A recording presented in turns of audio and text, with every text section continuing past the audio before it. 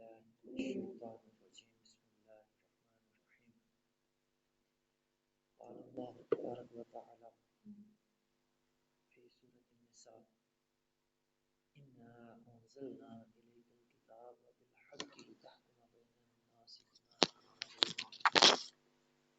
ولا تكن للخائنين خصيما صدق الله العظيم. إنا أنزلنا، اللہ تعالیٰ فرماتے ہیں کہ بے شک ہم نے نازل کیا الیک الکتاب، آپ کی طرف الکتاب یعنی قرآن مجید، بالحق، حق کے ساتھ، لتحکم، تاکہ آپ فیصلہ فرمائیں، بین الناس، لوگوں کے درمیان، بما اراک اللہ، اس کے مطابق جو اللہ نے آپ کی رہنمائی فرمائی ہے، آپ کو دکھایا ہے، ولا تکن للخائنین خصیما، اور آپ خائنین کی طرفداری نہ کریں، ان کی طرف سے جھگڑنے والے نہ بنیں۔ اس آیت مبارکہ میں اللہ تعالیٰ نے بڑی اہم باتیں بتائی ہیں۔ ایک تو بتایا کہ قرآن مجید کا نازل کرنے والا اللہ تعالیٰ خود ہے، انا انزلنا الیک الکتاب، کہ یہ کتاب کسی اور ہستی کی طرف سے نہیں ہے بلکہ اللہ تعالیٰ نے بھیجا ہے اس کو، اللہ تعالیٰ اس کو بھیجنے والا ہے۔ یہ بات قرآن مجید، الکتاب سے مراد قرآن مجید ہے، بالحق، یعنی یہ جو لفظ ہے بڑا اہم ہے۔ اس کا مطلب ہے کہ اللہ تعالیٰ نے یہ کتاب بلا وجہ نہیں بھیجی، بغیر مقصد کے نہیں بھیجی، بلکہ اس کا بہت بڑا مقصد ہے کتاب بھیجنے کا۔ بالحق سے مراد یہ ہے، اور اس کا جو پورا علم ہے وہ اللہ کے پاس ہے، اللہ کی کائنات کو اللہ تعالیٰ ہی بہتر جانتا ہے، تو ہمیں اتنا پتہ ہوتا ہے جتنا اللہ تعالیٰ ہمیں بتا دیتے ہیں۔ تو اس کتاب کو بھیجنے کا اللہ فرماتا ہے کہ بہت بڑا مقصد ہے، اور یہ کتاب فضول نہیں بھیجی اللہ تعالیٰ نے، لتحکم بین الناس۔ اب اس کا ایک مقصد اللہ تعالیٰ نے یہاں بیان فرمایا، اور قرآن مجید میں دوسرے مقامات پہ اللہ تعالیٰ جو اس کتاب کے نزول کے مقاصد بیان فرماتے ہیں، انشاءاللہ تعالیٰ ان موقعوں پہ میں جو ہے ان کا اشارہ کرتا جاؤں گا آپ کی طرف۔ تو یہاں جو اس کا مقصد بیان فرمایا وہ اللہ تعالیٰ نے کہا کہ آپ فیصلہ فرمائیں، تحکیم کہتے ہیں فیصلہ کرنا۔ جس طرح ہمارا کوئی نزاع ہوتا ہے، کوئی معاملہ ہوتا ہے، تو ہم قاضی کے پاس جاتے ہیں، جج کے پاس جاتے ہیں فیصلہ کروانے کے لیے، منصف کے پاس جاتے ہیں کہ ہمارا فیصلہ کر دیں اللہ کے حکم کے مطابق۔ تو اللہ تعالیٰ نے قرآن مجید کے نزول کا یہ مقصد بیان فرمایا، تحکیم لوگوں کے درمیان۔ تو یہ مسلمانوں کے لیے اللہ تعالیٰ کی بنیادی تعلیم ہے کہ مسلمان اپنے جو نزاعات ہیں، اپنے جو معاملات ہیں، ان کا فیصلہ اللہ کے احکام کے مطابق، اللہ کی کتاب کے مطابق کرتے ہیں اور کرواتے ہیں۔ اور قرآن مجید میں اللہ تعالیٰ دوسرے مقام پہ فرماتے ہیں وَمَن لَّمْ يَحْكُم بِمَا أَنزَلَ اللَّهُ فَأُولَٰئِكَ هُمُ الْفَاسِقُونَ۔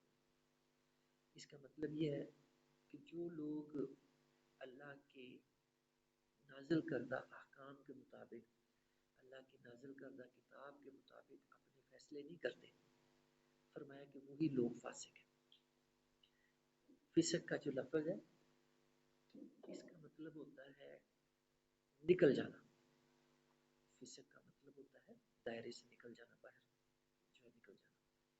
تو فاسق اس کو کہا جاتا ہے جو دین کے دائرے سے نکل جائے، اللہ کے حکم سے نکل جائے، اللہ کی نافرمانی کرے، اس کو فاسق کہا جاتا ہے۔ تو اللہ تعالیٰ کہتا ہے کہ جو لوگ میرے نازل کردہ کتاب کے مطابق، قرآن مجید کے مطابق اپنے فیصلے نہیں نا کرواتے، اپنے فیصلے اور اصولوں کے مطابق اور جو ہے طریقوں کے مطابق کرواتے ہیں، تو فرمایا کہ وہ لوگ فاسق ہیں۔ پھر اسی جو ہے جگہ پہ تھوڑے سے فاصلے سے اللہ تعالیٰ دوبارہ کہتے ہیں وَمَن لَّمْ يَحْكُم بِمَا أَنزَلَ اللَّهُ فَأُولَٰئِكَ هُمُ الظَّالِمُونَ۔ کہ جو لوگ اللہ کی نازل کردہ کتاب کے مطابق، اللہ کے نازل کردہ احکام کے مطابق اپنے فیصلے نہیں کرتے نا، فرمایا ایسے ہی لوگ ظالم ہیں۔ پھر اللہ نے فرمایا قرآن مجید کے اندر ہی وَمَن لَّمْ يَحْكُم بِمَا أَنزَلَ اللَّهُ فَأُولَٰئِكَ هُمُ الْكَافِرُونَ، کہ جو لوگ اللہ کی نازل کردہ کتاب کے مطابق، اللہ کے احکام کے مطابق اپنے فیصلے نہیں طے کرواتے نا، فرمایا ایسے ہی لوگ کافر ہیں۔ اب دیکھیں اتنی تلقین، اتنی اللہ کی طرف سے اہمیت کہ جو ہے ہم اب مسلمان بھی ہوں اور ہم اپنے فیصلے دوسرے کافروں کے طریقوں کے مطابق کروائیں، تو بتائیں کہ ہمارے اندر جو ہے ایمان کا کیا درجہ ہوگا اللہ کے اتنے واضح احکام کے باوجود۔ یعنی ایک مسلمان سے توقع ہی نہیں کی جا سکتی کہ وہ اپنا فیصلہ اللہ کے علاوہ کسی اور طریقے کے مطابق کروائے گا، اللہ کے احکام کے علاوہ کسی اور جو ہے اصولوں کے مطابق اور قوانین کے مطابق کروائے گا۔ تو جو ہے یہ پچھلے دنوں ہی وہ آیا تھا، میں نے مقام بیان کیا تھا کہ ایک دفعہ ایک مسلمان اور یہودی کے درمیان کوئی جھگڑا ہو گیا، تو جو ہے یہودی کہتا ہے کہ چلو تمہارے نبی کے پاس چلتے ہیں، ان سے جا کے فیصلہ کرواتے ہیں۔ تو مسلمان کو پتا تھا کہ میں جھوٹا ہوں، وہ ایسے ہی اوپر سے مسلمان تھا، اصل میں دل اس کا ایمان سے خالی تھا۔ اس کو پتا تھا میں جھوٹا ہوں اور اللہ کے جو نبی ہیں وہ فیصلہ جو ہے انصاف کے مطابق کرتے ہیں، سچ کے مطابق کرتے ہیں، تو اگر آپ کے پاس فیصلہ چلا گیا تو میرا جھوٹا ہونا ثابت ہو جانا ہے، تو آپ نے تو فیصلہ یہودی کے حق میں کر دیا، تو یہ یہودی سچا ہو جائے۔ تو وہ مسلمان کہتا ہے نہیں، جو ہے ہم یہ فیصلہ جو ہے وہ فلاں بندے کے پاس لے کے جاتے ہیں، اس سے کرواتے ہیں۔ تو آخر آپس میں کرتے کرتے یہودی کو بھی پتا تھا کہ یہ جس بندے کے پاس جانے کا کہہ رہا ہے وہ بندہ فراڈیا ہے اور وہ ڈنڈی مارے گا اور کوئی نہ کوئی طریقہ نکال کے تو اس کے حق میں فیصلہ کر دے گا۔ آخر کار جو ہے نا یہ اللہ کے پیارے نبی صلی اللہ علیہ وسلم کے پاس آ جاتے ہیں فیصلہ کرانے کے لیے۔ وہی معاملہ ہوا، آپ نے دونوں کا موقف سنا اور سن کے تو آپ نے کہا کہ یہ یہودی سچا ہے، اس کی بات ٹھیک ہے، تو لہٰذا اسی کا مطلب جو ہے حق بنتا ہے یہ چیز لینے کا، جو بھی فیصلہ تھا آپ نے اس کے حق میں فیصلہ دے دیا۔ اب جو ہے یہ فیصلہ سن کے تو یہ دونوں باہر آ گئے، یہودی بھی اور مسلمان بھی۔ باہر آ کے جو ہے نا وہ جو مسلمان ہے وہ کہتا ہے کہ اب جو ہے نا حضرت عمر کے پاس چلتے ہیں کہ یہ فیصلہ جو ہے نا یہ ٹھیک نہیں ہوا، اب عمر کے پاس چلتے ہیں۔ تو یہودی کہتا ہے کہ تمہارے نبی کا اگر فیصلہ تمہیں نہیں منظور تو کسی اور کا تم کیا کرو گے؟ تو آخر کار وہ اصرار کرتا ہے مسلمان، تو یہ اپنا فیصلہ لے کے تو حضرت عمر کے پاس آ جاتے ہیں۔ تو حضرت عمر کے پاس آ کے اپنا جو ہے جب پیش ہوتے ہیں تو یہودی پہلے انہیں کہتا ہے کہ عمر یہ بات دیکھو کہ ہم پہلے آپ سے آپ کے نبی کے پاس بھی جا چکے ہیں اور انہوں نے جو فیصلہ تھا میرے حق میں کیا۔ تو حضرت عمر اس مسلمان سے بھی پوچھتے ہیں کہ کیا یہ یہودی ٹھیک کہہ رہا ہے؟ تو وہ کہتا ہے جی یہ بات ٹھیک کہہ رہا ہے، اسی طرح وہ کہتے ہیں کہ اچھا آپ دونوں ٹھہرو میں آتا ہوں۔ ان کو وہاں کھڑا کیا، گھر جاتے ہیں اور گھر سے اپنی تلوار لے کے آتے ہیں اور آ کے تو اس مسلمان کی گردن جو ہے وہ اڑا دی۔ ہاں حضرت عمر رضی اللہ تعالیٰ عنہ نے اس کی گردن اڑا دی۔ تو اب جو ہے مشہوری ہو گئی کہ حضرت عمر نے مسلمان کو قتل کر دیا۔ تو اللہ کے پیارے نبی صلی اللہ علیہ وسلم کے پاس معاملہ پیش ہوا، تو جو ہے اب آپ مطلب جو ہے یہ معاملہ سنا آپ نے، تو اب آپ توقف کیا آپ نے کہ آپ اللہ کی طرف سے منتظر تھے کہ اللہ تعالیٰ اس کا فیصلہ نازل فرمائے۔ تو اللہ تعالیٰ نے قرآن مجید میں یہ جو کچھ نشستیں پہلے وہ جب مقام آیا تھا تو میں نے تفصیل سے یہ بات بتائی تھی وہ آیات نازل فرمائی. اللہ تعالیٰ نے کہا فلا وربک لا یؤمنون حتی یحکموک فیما شجر بینہم ثم لا یجدوا فی انفسہم حرجا مما قضیت ویسلموا تسلیما. اس کا مطلب یہ ہے کہ اے میرے پیارے نبی، فلا وربی کا، آپ کے رب کی قسم، یہ لوگ مسلمان ہو ہی نہیں سکتے. لا یؤمنون، یہ ایمان والے ہو ہی نہیں سکتے. حتی یحکموک فیما شجر بینہم، یہاں تک کہ یہ آپس کے نزاعات میں، آپس کے لڑائی جھگڑوں میں آپ کو حکم نہ مان لیں، آپ کو جو ہے یہ جج نہ مان لیں، آپ کو قاضی نہ مان لیں، اور آپ کا پھر فیصلہ یہ جو ہے رضا و رغبت کے ساتھ اپنے دل کی اطمینان سے اور دل کی خوشی کے ساتھ تسلیم نہ کر لیں. تو جو آپ کے فیصلے پہ خوش نہیں ہے تو اللہ نے فیصلہ فرما دیا کہ وہ ایمان والا ہی نہیں. لہٰذا جو ہے حضرت عمر کا فیصلہ وہ ٹھیک تھا.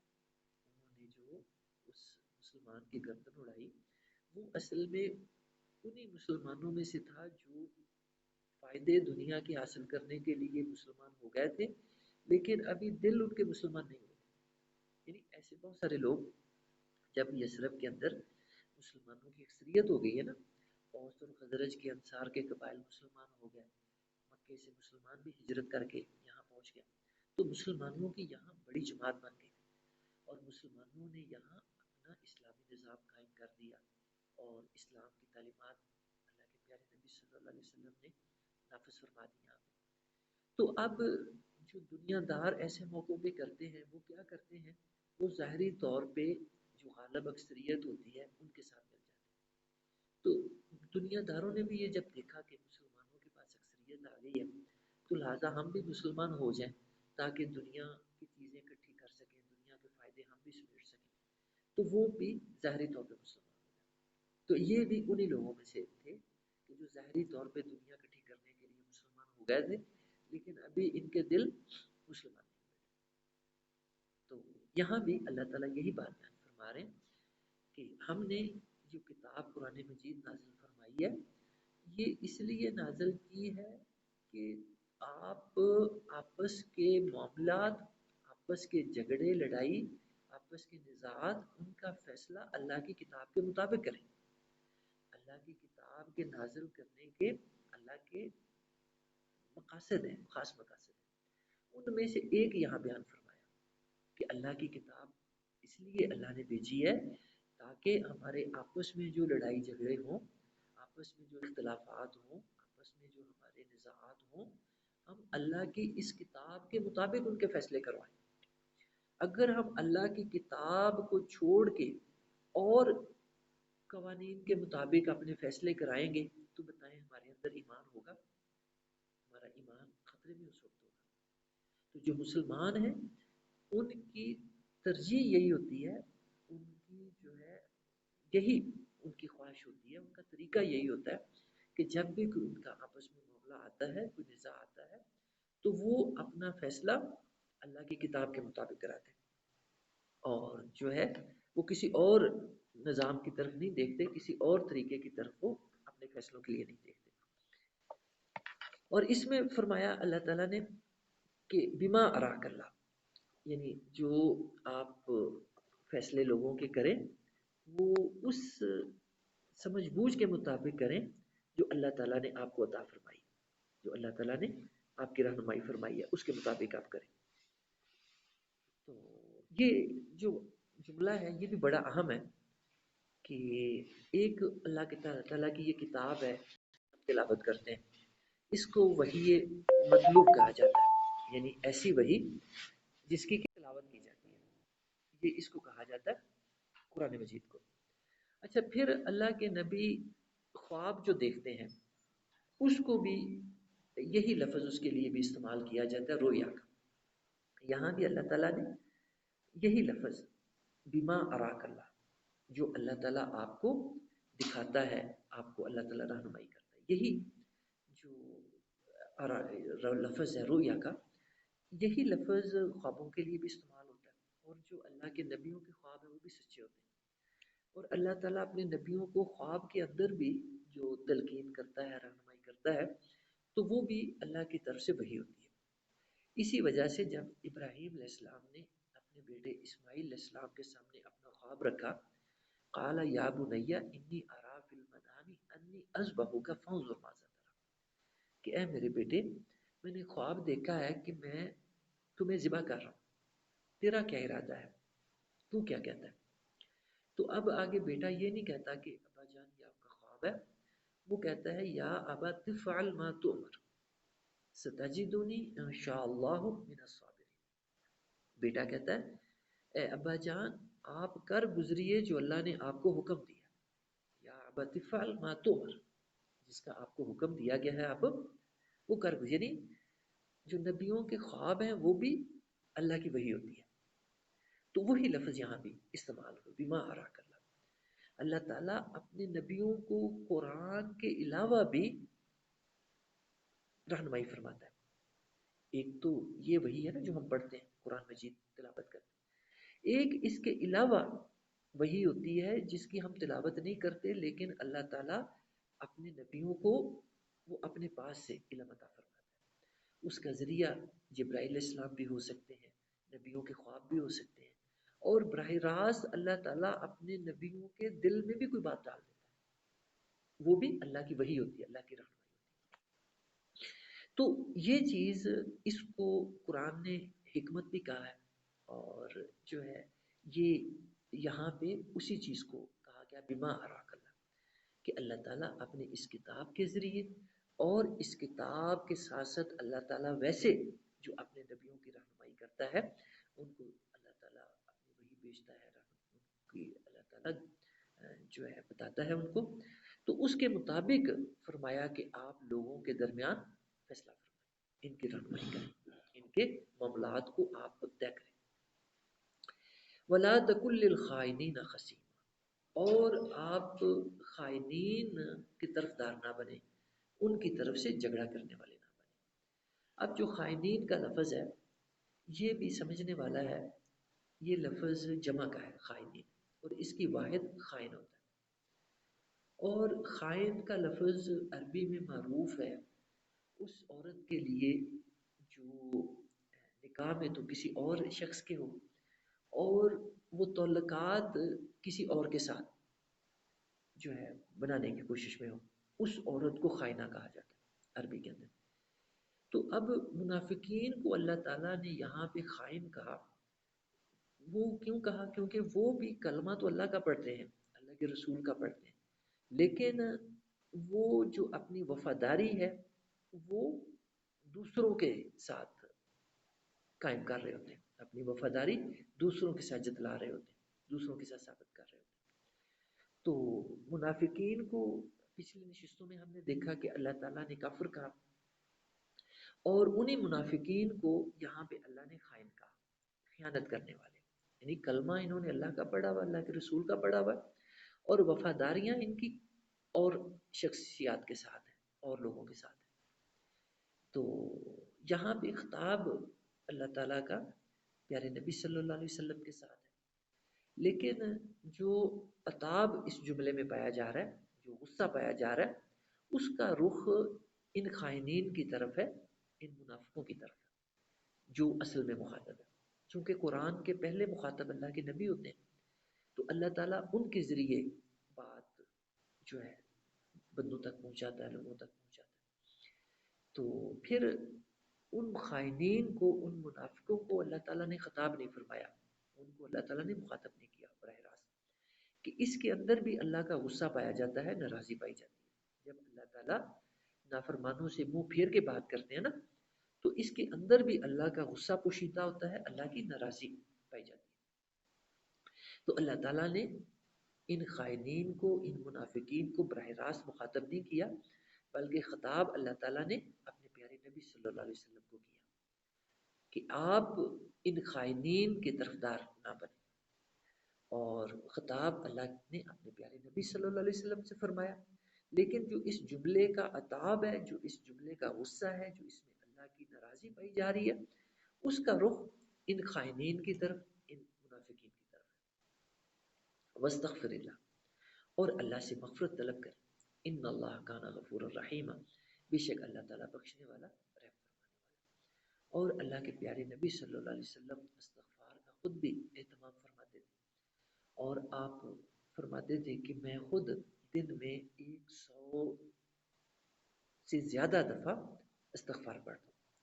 اللہ سے معافی مانگتا ہوں۔ حالانکہ آپ معصوم تھے، گناہوں سے پاک تھے، اللہ کے نبی جو ہے وہ گناہ نہیں کرتے، ان سے گناہ سرزد نہیں ہوتا، اللہ تعالیٰ اپنے نبیوں کی حفاظت فرماتے ہیں اور وہ گناہوں سے معصوم ہوتے ہیں، پاک ہوتے ہیں۔ لیکن اس کے باوجود آپ دن میں 100 سے زیادہ دفعہ استغفار پڑھتے تھے، استغفر اللہ استغفر اللہ استغفر اللہ، اللہ سے مغفرت طلب کرتے تھے۔ تو اس کی اللہ تعالیٰ نے قرآن مجید میں تلقین بھی فرمائی، جس طرح کہ جو ہے فرمایا فسبح بحمد ربی کا واستغفر، یعنی جب جو ہے یہ آیت مبارکہ نازل ہوئی نا، کہ جو ہے یہ آخری صورتوں کے اندر یہ سورہ مبارکہ ہے، اس میں اللہ تعالیٰ نے تلقین فرمائی فسبح بحمد ربی کا، کہ آپ اپنے رب کی تسبیح بیان فرمائیں، اس کی حمد بیان کریں، واستغفر، اور مغفرت طلب کریں، اللہ سے معافی مانگیں، استغفار کریں۔ تو استغفار کرنا یہ بہت بڑا عمل ہے۔ جب اللہ کے معصوم نبی، ان کو اللہ تعالیٰ استغفار کرنے کی تلقین کر رہا ہے، اور وہ جو ہے دن میں 100 سے زیادہ دفعہ استغفار کرتے تھے، گناہوں کی معافی مانگتے تھے، تو ہم جیسے جو گناہ گار ہیں، ہمارے لیے تو بہت ضروری استغفار کرنا، اٹھتے بیٹھتے چلتے پھرتے اور جو ہے مختلف مواقع پہ اللہ سے استغفار ہم کرتے رہا کریں، استغفر اللہ پڑھتے رہا کریں۔ اس کا مطلب ہے کہ یا اللہ میں تجھ سے اپنے گناہوں کی معافی طلب کرتا ہوں، میں تجھ سے اپنے گناہوں کی معافی چاہتا ہوں۔ تو یہ ہمارا معمول ہونا چاہیے، اور اس کے بہت فائدے ہیں انشاءاللہ تعالیٰ قرآن مجید میں جیسے جیسے اس کے مواقع آئیں گے میں وہاں پہ کھول کے بیان کروں گا کہ استغفار کرنے کے کتنے فوائد ہیں۔ نوح علیہ السلام اللہ کے بہت برگزیدہ پیغمبر تھے، اور جو ہے ان کی سورہ نوح قرآن مجید میں ایک ان کے نام سے سورہ بھی پائی جاتی ہے، اس کے اندر حضرت نوح علیہ السلام اپنی قوم کو استغفار کے فضائل بتاتے ہیں کہ اے میری قوم، تم اللہ سے استغفار کرو، اپنے گناہوں کی معافی مانگو، اس کا تمہیں کیا فائدہ ہوگا۔ میں نے ابھی سورہ نوح نکالی ہے، بسم اللہ الرحمن الرحیم۔ انا ارسلنا نوحا الى قومه ان انذر قومك من قبل ان ياتيهم عذاب اليم قال يا قوم انی لکم نذیر مبین ان اعبدوا اللہ واتقوه واطیعون یغفر لکم من ذنوبکم ویؤخرکم الى اجل مسمى ان اجل اللہ اذا جاء لا یؤخر لو کنتم تعلمون قال رب ان دعوت قومی لیلا ونہارا فلم یزدہم دعائی الا فرارا۔ اور آگے جا کے استغفار کے فضائل بیان کرتے ہیں، فَقُلْتُ اسْتَغْفِرُوا رَبَّكُمْ، یہ آیت مبارکہ 10 ہے سورہ نوح کی، یعنی حضرت نوح علیہ السلام اپنی قوم کو کہتے ہیں فَقُلْتُ اسْتَغْفِرُوا رَبَّكُمْ، کہ اے میری قوم اپنے رب سے استغفار کرو، اپنے رب سے اپنے گناہوں کی معافی مانگا کرو، استغفر اللہ جو ہے پڑھا کرو، انہ کان غفارا، بے شک وہ بڑا بخشنے والا ہے۔ غفار مبالغہ کا صیغہ ہے کہ اللہ تعالیٰ بہت بڑا بخشنے والا ہے۔ تو اب استغفار کے بارے میں ایک اور چیز یہ بھی سمجھنے والی ہے کہ ایسا نہ ہو کہ ہم زبان سے استغفر اللہ پڑھتے رہیں، لیکن دل ہمارے پہ کوئی اثر ہی نہ ہو، ہم دل میں وہی کفر بٹھائے ہوئے ہوں، دل میں جو ہے وہی اللہ کی نافرمانی کو جگہ دیے ہوئے ہوں، تو اس استغفار کا جو ہے پھر فائدہ نہیں ہوتا۔ یعنی ہم زبان سے بھی اللہ سے معافی مانگے گناہوں کی، اور ہمارا دل بھی اس چیز کو گواہی دے رہا ہو کہ ہمارا دل بھی نادم ہو، پشیمان ہو، کہ اس وقت اللہ سے جو ہے ڈر رہا ہو اور اللہ کا خوف طاری ہو کہ میں اللہ سے اپنے گناہوں کی معافی مانگ رہا ہوں، اور جو ہے گناہوں کی معافی مانگتے ہوئے پھر یہ بھی ساتھ ارادہ ہو کہ دوبارہ یا اللہ میں گناہوں سے پرہیز کروں گا، گناہوں سے بچوں گا، جو بھی کوئی گناہ جہالت سے سرزد ہو جائے تو فوری اس کا جو ہی اندازہ ہو پتہ چلے تو اللہ سے معافی مانگی جائے۔ اور جو ہے نوح علیہ السلام اپنی قوم کو یہی تلقین کرتے ہیں کہ اے میری قوم، اللہ سے اپنے گناہوں کی معافی مانگو، کیونکہ وہ اللہ بہت بڑا بخشنے والا ہے، معاف کرنے والا ہے۔ اور اس کا تمہیں فائدہ کیا ہوگا؟ یرسل السماء علیکم مدرارا، اس کا فائدہ یہ ہوگا کہ اللہ تعالیٰ موسلا دھار بارش نازل کرے گا، تم پہ موسلا دھار بارش برسائے گا۔ وَيُمْدِدْكُمْ بِأَمْوَالٍ وَبَنِينَ، اور اللہ تعالیٰ تمہارے مالوں میں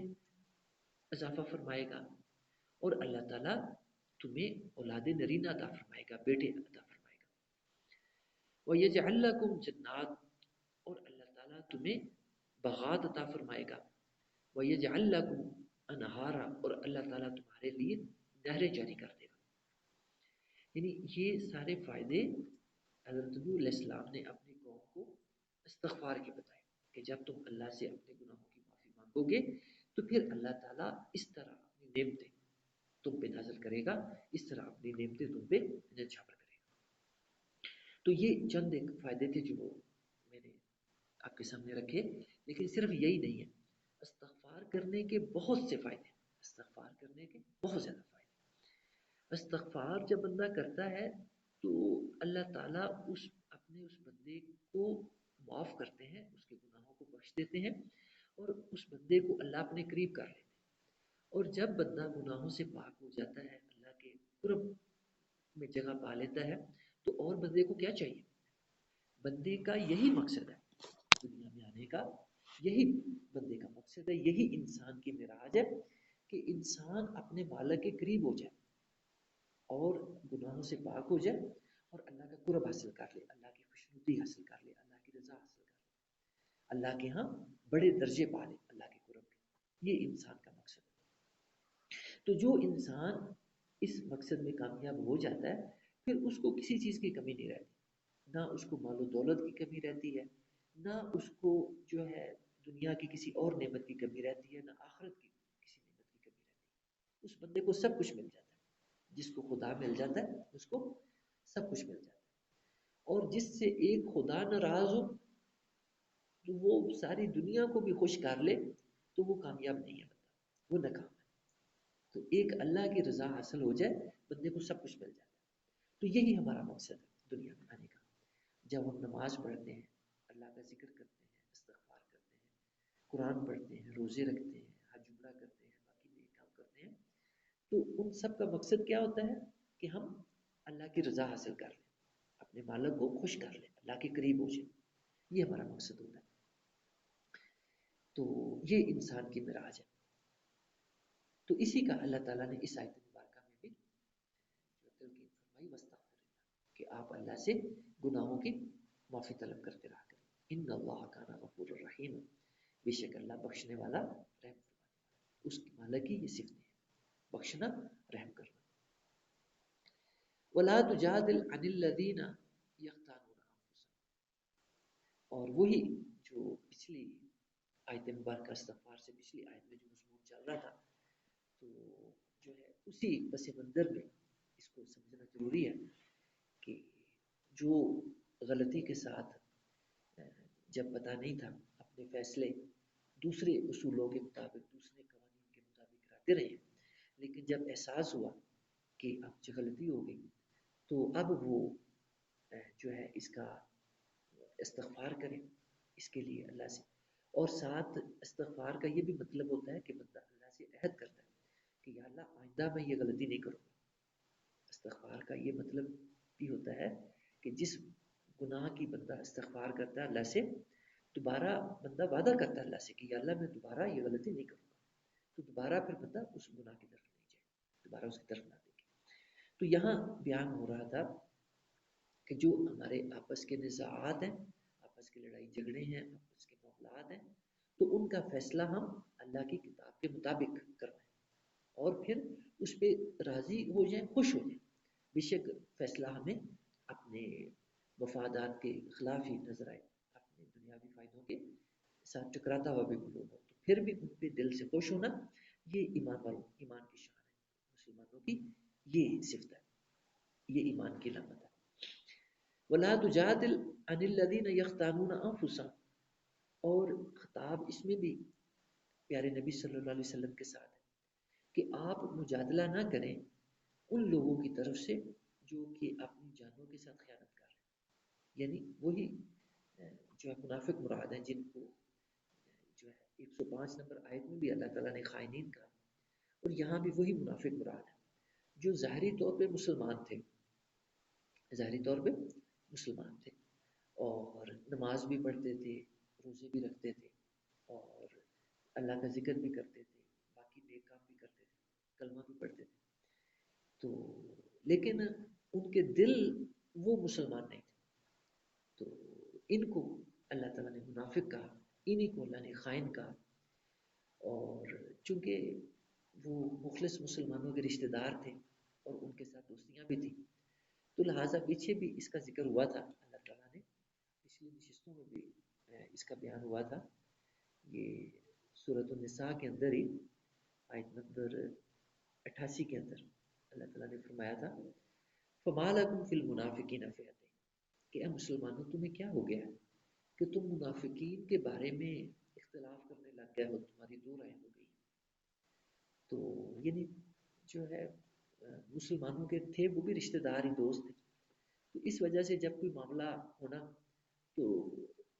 رشتہ داریوں کی وجہ سے، دوستیوں کی وجہ سے مسلمانوں نے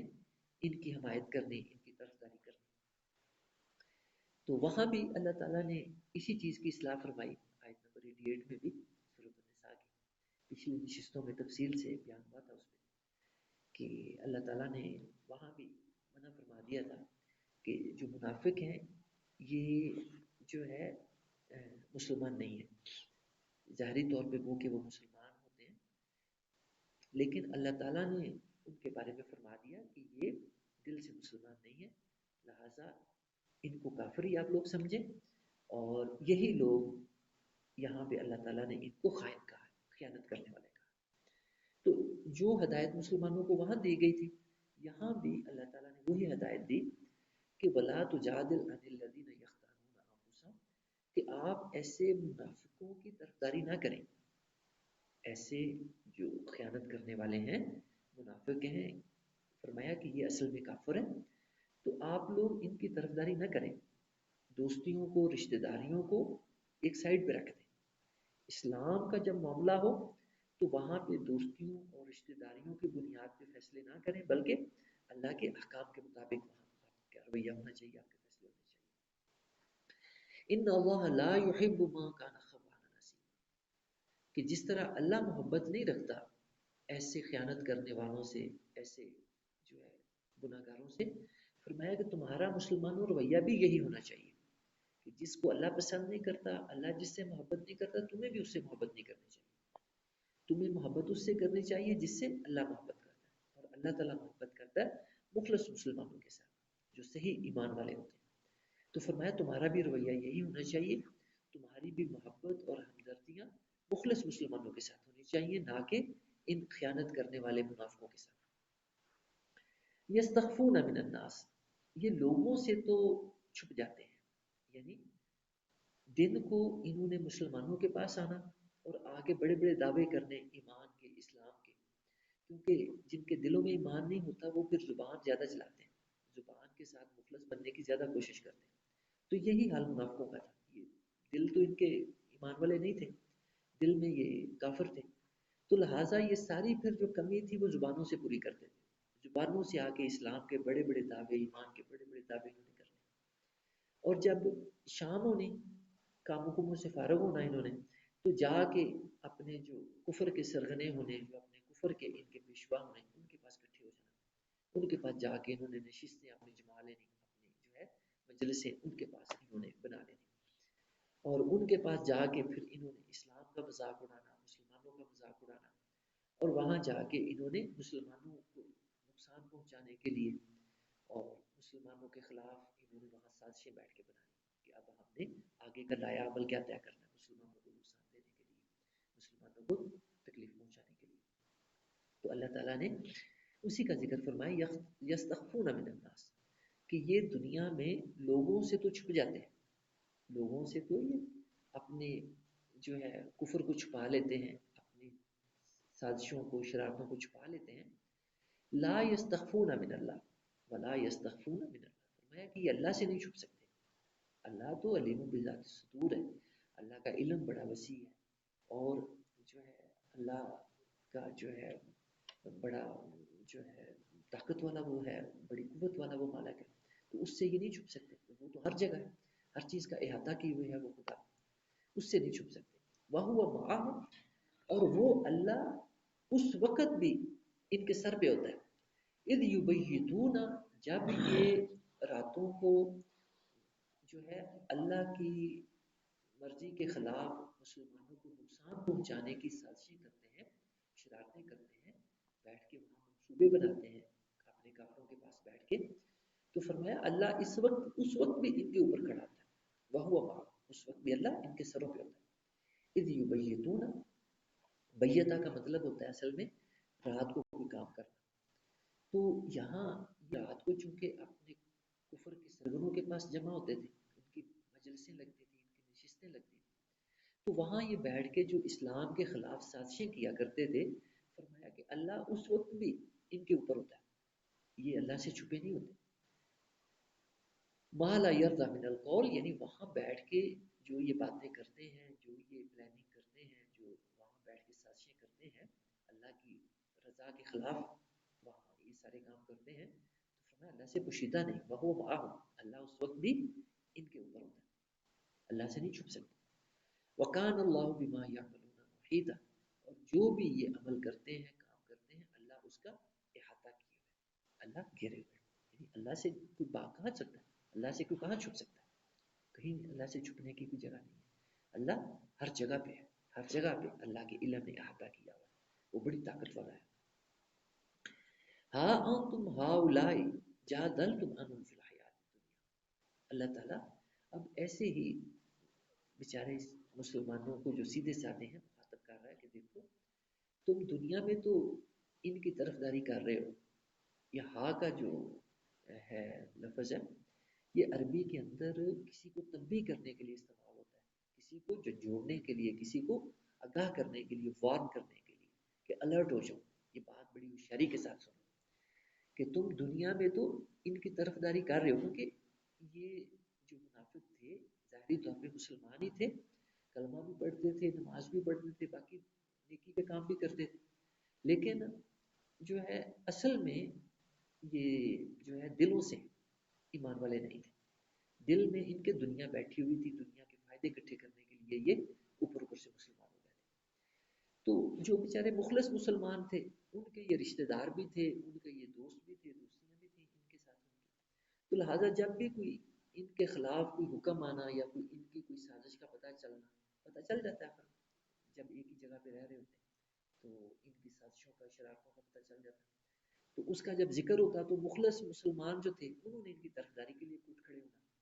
کہ نہیں یہ حضرت کو مغالطہ لگ گیا ہے، یہ تو بہت اچھے ہیں، یہ تو بڑے دیندار ہیں، یہ ہے وہ ہے. تو مسلمانوں نے، مخلص مسلمانوں نے، جو ان کے رشتہ دار ہونے، ان کے دوستوں نے، انہوں نے ان کی طرفداری میں اٹھ کھڑے ہونا، ان کی طرفداری کرنی. تو اللہ تعالیٰ ایسے مسلمانوں کو آگاہ کر رہے ہیں کہ ہاں تم کہ آگاہ ہو جاؤ کہ تم دنیا میں تو ان کی طرفداری کر رہے ہو، جادلتم عنہم فی الحیات الدنیا، دنیا کی زندگی میں تو تم ان کی حمایت کر رہے ہو. فَمَن يُجَادِلُ اللَّهَ عَنْهُمْ يَوْمَ الْقِيَامَةِ، لیکن جب قیامت برپا ہوگی اور اللہ اس دن بے لاگ فیصلہ کرے گا تو اس دن تم کیا کرو گے؟ اس دن تو تم ان کی جو ہے بالکل طرفداری نہیں کر سکو گے، ان کا ساتھ نہیں دے سکو گے،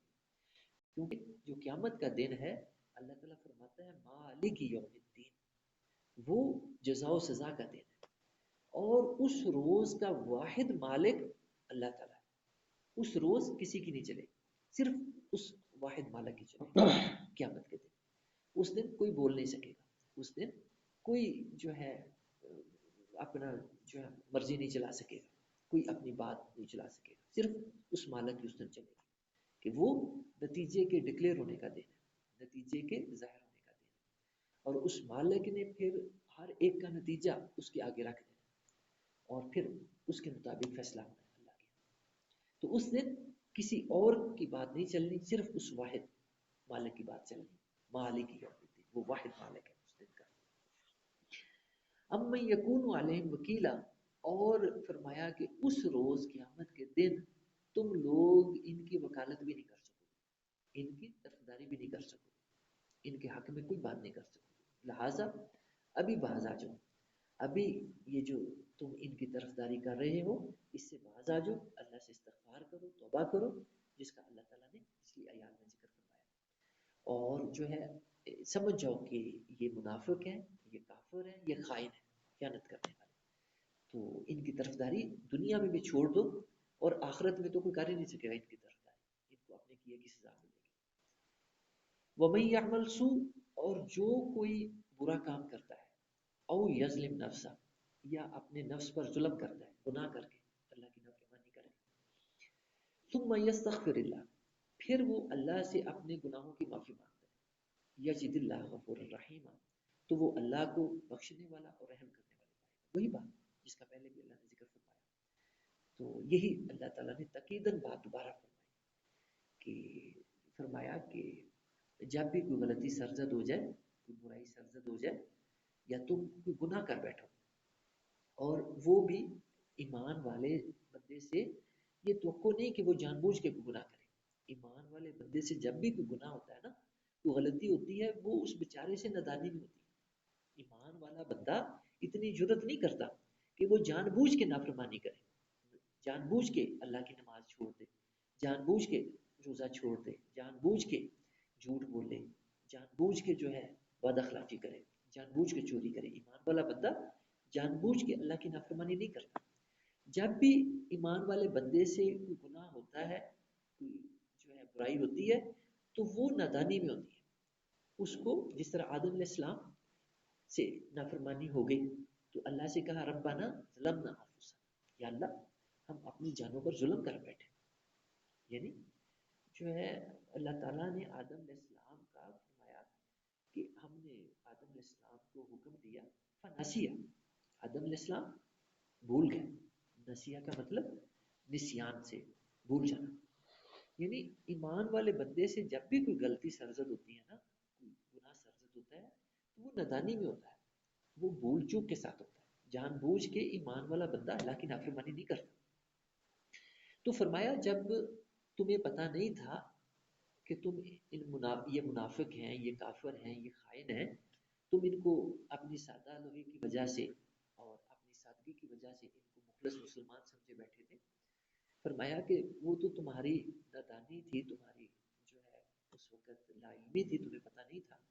اب جب کہ میں بتا رہا ہوں کہ یہ منافق ہیں، یہ خائن ہیں، یہ کافر ہیں، تو اب تم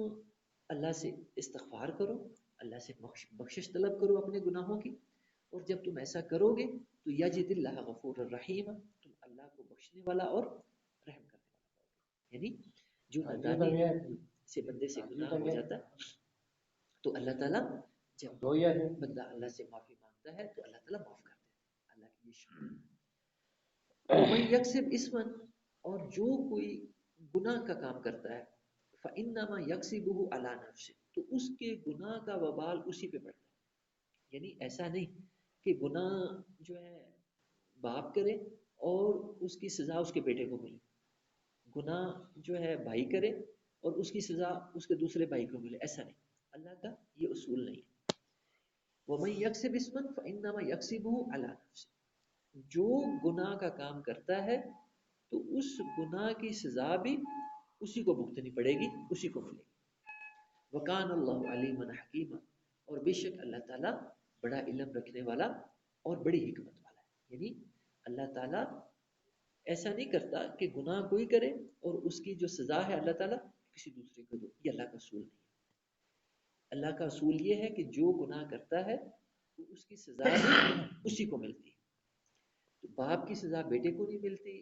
اور جو ہے بیٹے کی سزا گناہوں کی باپ کو نہیں ملتی، ہر بندہ اپنے گناہوں کی سزا خود پاتا ہے۔ وَمَن يَكْسِبْ خَطِيئَةً أَوْ إِثْمًا، اور جو کوئی خطا کرے، او اسمن یا گناہ کرے، ثم یرمی بھی بریئا، اور پھر وہ اس کی تہمت، اس کا الزام کسی جو ہے بے گناہ پہ لگا دے، فقد احتمل، تو اس نے بہتان و اسم مبین، اس نے بہتان باندھا اور کھلا گناہ کا کام کیا. یعنی یہ چیز ہم آج بھی معاشرے کے اندر دیکھتے ہیں کہ جو اثر و رسوخ رکھنے والے لوگ ہوتے ہیں وہ گناہ خود کرتے ہیں، اور اس کا جو الزام ہے وہ جو بے گناہ ہوتے ہیں، بے قصور ہوتے ہیں، ان کے اوپر تھوپ دیتے ہیں اور خود بری ذمہ ہو جاتے ہیں. تو جو ہے فرمایا کہ جو ایسا کرے گا وہ ایک تو اس گناہ کا جو ہے مرتکب ہوا، جو اس نے گناہ کیا، اور دوسرا اس نے بہتان اور اس میں مبین کا گناہ اور اپنے اوپر لے لیا، کسی دوسرے کے ذمے وہ گناہ منسوب کر کے کسی دوسرے پہ اس کی ذمہ داری ڈال کے. تو یہ چیز جو ہے ہمیں آج بھی معاشرے کے اندر نظر آتی ہے کہ جو ہے گناہ کرنے والا کوئی ہوتا ہے، لیکن جو اس کا الزام ہے وہ بیچارے بے گناہ پہ، جو معصوم ہوتا ہے، جس نے نہیں کیا ہوتا، اس پہ لگا دیتے. ابھی بھی ہماری جو ہے مطلب جیلوں کے اندر بھی بہت سارے لوگ ایسے بھی ہیں کہ جو معصوم ہوتے ہیں، جو گناہ گار نہیں ہوتے، گناہ کسی اور نے کیا ہوتا ہے لیکن پھنسا ان کو دیتے ہیں اور جو ہے ان پہ جو ہے وہ مطلب جو ہے اس کا الزام لگا دیتے ہیں. تو اللہ تعالیٰ اس کو دوہرا گناہ کہتا ہے. یعنی اللہ کے ہاں وہ گناہ کرنے والا، اس کا گناہ بھی ہوتا ہے، اور ساتھ جو اس نے دوسرے پہ بہتان لگایا ہے، دوسرے کے ذمے جو وہ اس نے مطلب جو ہے منسوب کیا ہے، اس کا گناہ بھی اس کو ملتا ہے ایسا کرنے کا. وَلَوْلَا فَضْلُ اللَّهِ عَلَيْكَ، اور اگر اللہ کا فضل نہ ہوتا آپ پر، وَرَحْمَتُهُ، اور اس کی رحمت، لَهَمَّتْ طَائِفَةٌ مِّنْهُمْ، تو ان منافقوں کا ایک گروہ تمہیں قریب تھا، ان یضلوا، کہ تمہیں یہ گمراہ کر دیتا، راہ سے ہٹا دیتا.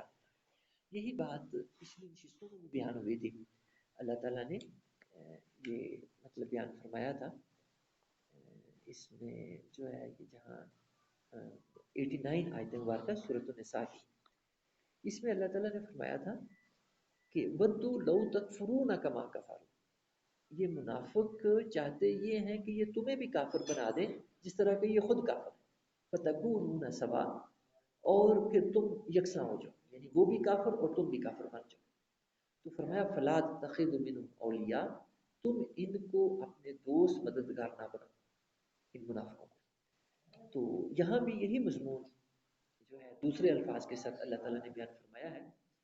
کہ اگر اللہ کا فضل نہ ہوتا آپ پر اور اس کی رحمت نہ ہوتی، لَهَمَّتْ طَائِفَةٌ مِّنْهُمْ أَن يُضِلُّوكَ، تو یہ منافق تمہیں بھی گمراہ کر دیتے، تمہیں بھی کفر کے اندر لے جاتے. وَمَا يُضِلُّونَ إِلَّا أَنفُسَهُمْ، فرمایا کہ یہ گمراہ نہیں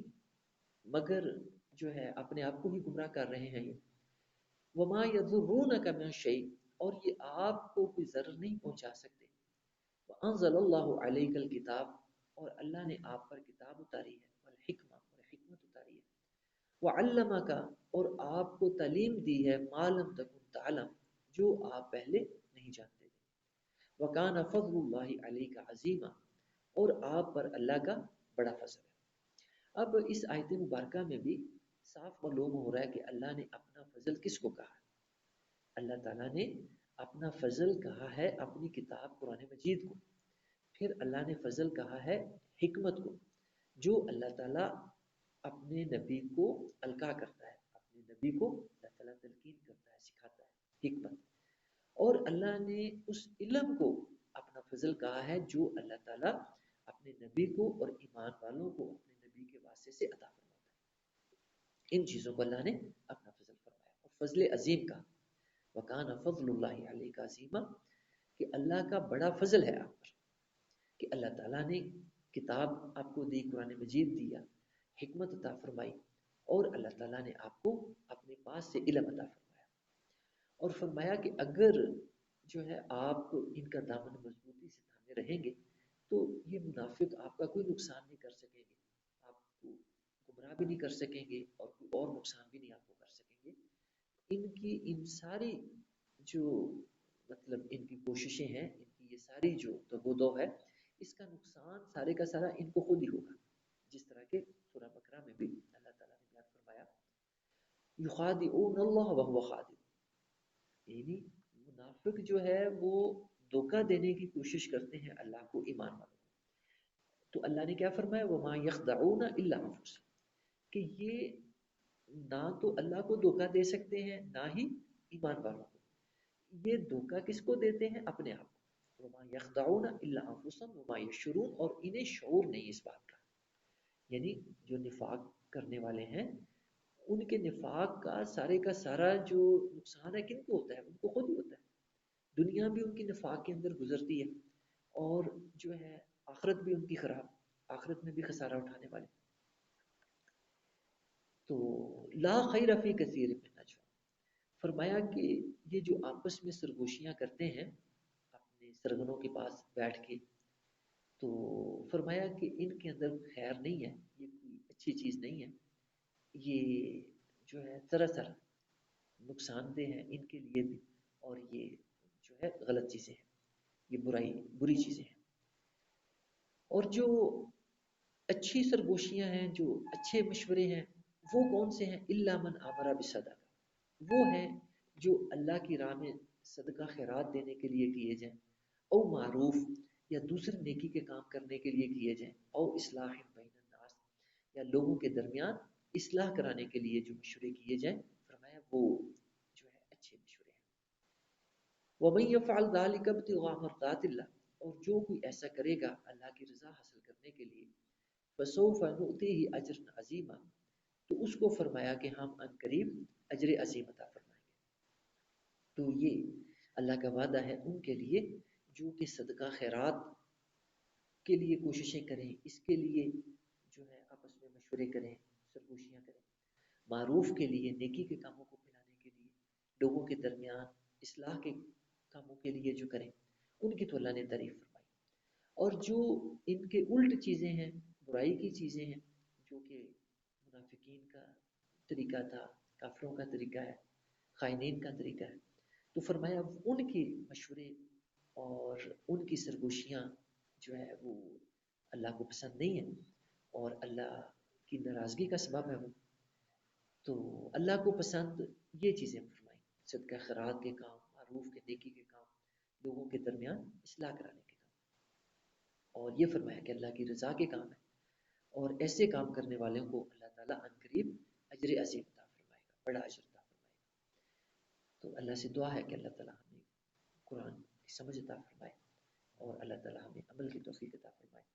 وآخر دعوانا ان الحمد للہ